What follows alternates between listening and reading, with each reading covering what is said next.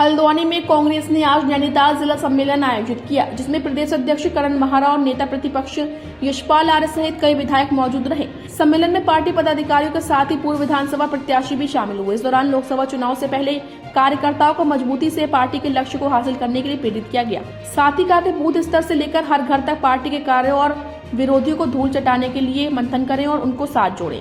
इस दौरान मंच से कई वरिष्ठ नेताओं और कार्यकर्ताओं ने अपनी नाराजगी भी जाहिर की और एकजुटता से विपक्षियों को परास्त करने की रणनीति बनाई गई।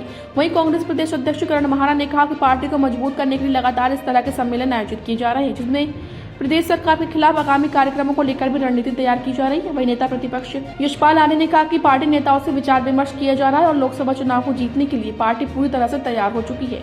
साथ ही खनन के निजीकरण को लेकर भी बड़ा आंदोलन खड़ा करने की बात कही। जिला अध्यक्ष महोदय और महानगर अध्यक्ष महोदय को बधाई देता हूँ। सफल आयोजन हुआ है पूरे जिले से, पूरे महानगर क्षेत्र से। नैनीताल जनपद का पूरा अच्छा रिप्रेजेंटेशन यहाँ पे हुआ है। हमारे ब्लॉक अध्यक्षगण से लेके हमारा आम कार्यकर्ता जो है, और एक क्लोज डोर में हुआ है। मीडिया को भी अभी आमंत्रित करा है, तो जो उनके कोई पीड़ा या दर्द भी था, क्योंकि होता कार्यकर्ताओं को कभी कभी पीड़ा होती है, दर्द होता है, सुझाव होते हैं, तो उन्होंने बड़े सकारात्मक यहाँ पे सुझाव रखे हैं, जिसकी कांग्रेस की मजबूती के लिए लोकसभा चुनाव में कैसे धारदार हम एक तरीके से एक रणनीति के साथ आगे बढ़े, इस विषय पर गंभीर विचार हुआ है। तो मैं बधाई सबको देता हूं। जिला सम्मेलनों की आवश्यकता महसूस हो रही थी और हम 3 अलग अलग फेजेस पे काम कर रहे हैं इस समय। देवप्रयाग से हमने, जहाँ से गंगा जी बनती है, वहाँ से हमने इसका शुरुआत की थी।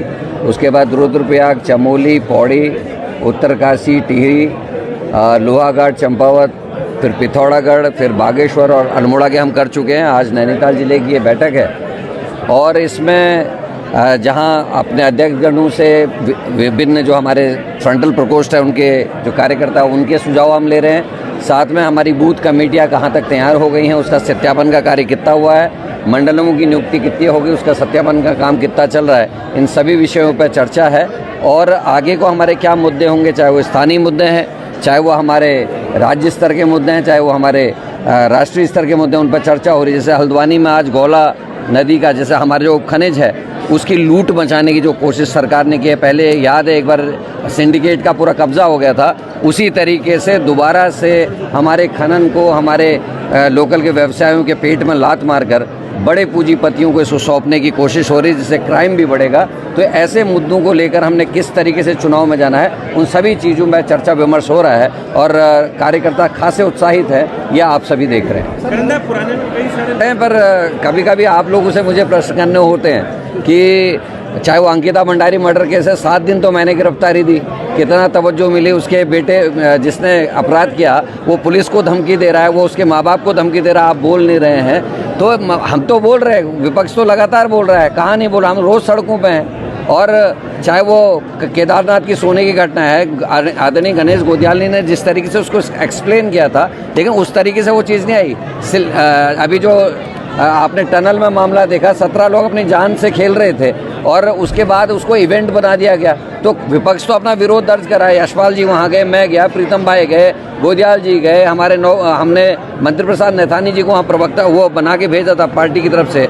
लेकिन उसके बावजूद भी जब वो उनका फेलियर था, फेलियर नहीं दिखा के अगर उसको उनका मैनेजमेंट ने ऐसा कर दिया कि जैसे उन्होंने इवेंट किया है, तो इसमें आप विपक्ष को क्यों कह रहे हैं?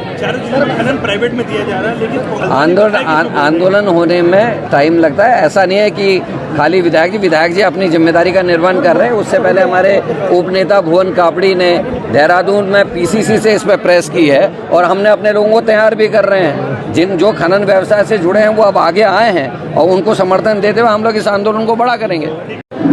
गढ़वाल मंडल और कुमाऊं मंडल में लोहाघाट, चंपावत, पिथौरागढ़, बागेश्वर, अल्मोड़ा, नैनीताल, कल उधमसिंह नगर में कांग्रेस कार्यकर्ताओं का समागम हो रहा है। विचार विमर्श कर रहे हैं, निचले स्तर पर, बूथ स्तर पर हमारी क्या स्थिति है इसका आकलन कर रहे हैं। सभी हमारे साथियों ने कहा कि बूथ मैनेजमेंट बेहतर होना चाहिए, बूथ कमेटियों का गठन होना चाहिए।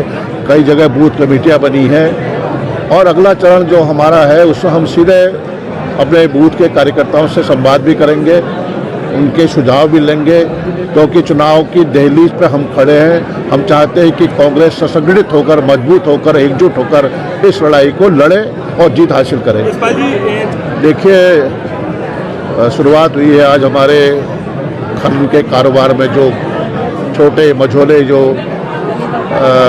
व्यापारी हैं, खनन व्यवसाय से जुड़े हैं, उनसे हमारी आज इस संदर्भ में बातचीत हुई है। उन्होंने अपनी पीड़ा से और पूरे जनपद में, उधम सिंह नगर में इस खनन को प्राइवेट हैंड्स में दिया जा रहा है और लाखों परिवार की जो रोजी रोटी का जरिया है, सरकार उसको छीनने जा रही है। और स्पष्ट है कि भाजपा सरकार ने, वर्तमान सरकार ने नदियां, नाले, ज़मीनें, बंजर ज़मीनें, सरकारी ज़मीनें, प्राइवेट व्यक्तिगत ज़मीनों पर सब खनन व्यवसाय को दे दिया है। खनन व्यवसाय भी हावी है, लेकिन हम ऐसा नहीं होने देंगे। हम इस लड़ाई को मजबूती से लड़ेंगे, पूरी ताकत के साथ लड़ेंगे और आने वाले समय में हम माननीय मुख्यमंत्री से ही बात करेंगे। लेकिन हमें मालूम है नतीजा कुछ नहीं निकलना है और आगे ये लड़ाई हल्द्वानी, उधम सिंह नगर में पुरजोर तरीके से लड़ी जाएगी। इस बात का मैं आश्वस्त करना चाहता हूँ। जनता पार्टी ने हर चुनाव में नए मुद्दों को लेकर और नई घोषणाओं को लेकर जनता को गुमराह करने की कोशिश की है। और जैसा आपने कहा, यूसीसी का मामला है, हम निश्चित रूप से सदन में पुरजोर तरीके से पहले ड्राफ्ट हमें मिल जाए, क्या उसका मसौदा है, उसके पश्चात निश्चित रूप से हम इस पर बातचीत करेंगे। सदन में इस मामले को गंभीरता से उठाएंगे, क्योंकि जो हमारा उत्तराखंड का जो परिवेश है, जो हमारी पृष्ठभूमि है, जो हमारे अलग अलग धर्म, जाति, मजहब के लोग हैं, हमारे थारू हैं, बुक्सा हैं, जनजाति के लोग हैं, आदिवासी लोग हैं और भी मुस्लिम बिरादरी के लोग हैं, उनके अपने रीति रिवाज हैं, परंपराएं हैं, उनकी अपनी वेशभूषा है, उनके अपने खान पान है। तमाम विविधताओं का है उत्तराखंड है और हम चाहते हैं कि इसमें पूरे मसौदे को देखकर, अध्ययन कर, उसके बाद हम अगली प्रतिक्रिया देंगे।